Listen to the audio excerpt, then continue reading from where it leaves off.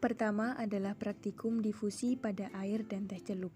Alat dan bahan yang saya butuhkan di sini hanya gelas berisi air dingin, gelas berisi air panas, dan teh celup. Setelah bahan sudah siap, di sini saya memasukkan 2 kantong teh celup ke masing-masing gelas. Yang pertama ke dalam gelas berisi air dingin, dan yang kedua saya masukkan ke dalam gelas berisi air panas. Lalu di sini saya memasang timer selama 15 menit.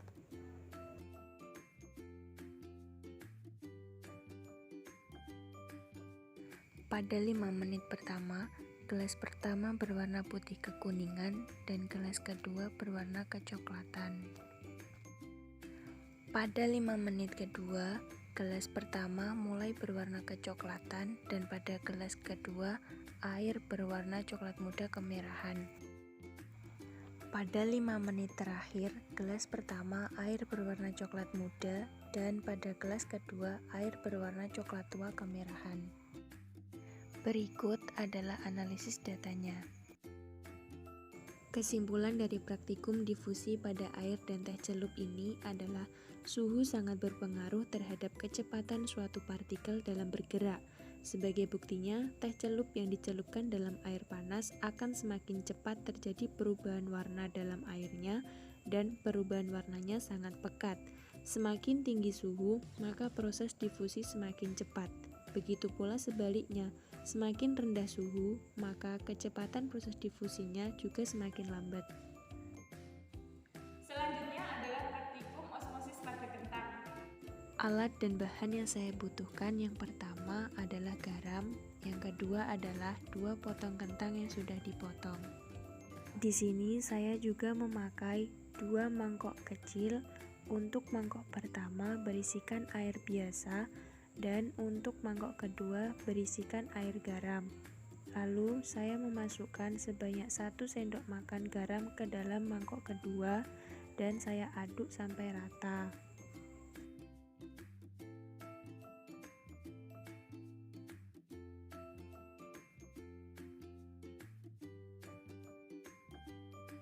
Lalu saya memasukkan kedua buah kentang ke dalam masing-masing wadah.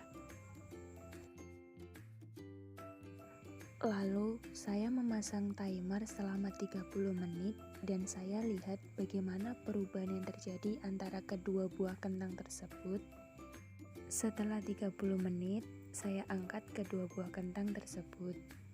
Pada kentang yang saya rendam dengan air garam selama 30 menit, mengalami perubahan warna, yakni warnanya mulai kuning kecoklatan, lalu terjadi perubahan panjang, yakni mengalami penyusutan yang mulanya berukuran 4 cm menjadi 3,8 cm.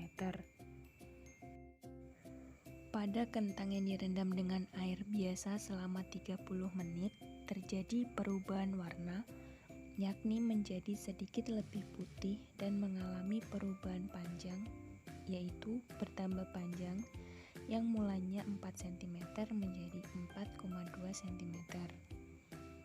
Untuk teksturnya, kentang yang direndam dengan larutan garam lebih lentur dan tidak mudah patah. Sedangkan kentang yang direndam dengan air biasa, teksturnya keras dan mudah dipatahkan. Dan ini merupakan perbedaan tekstur kentang ketika ditekan.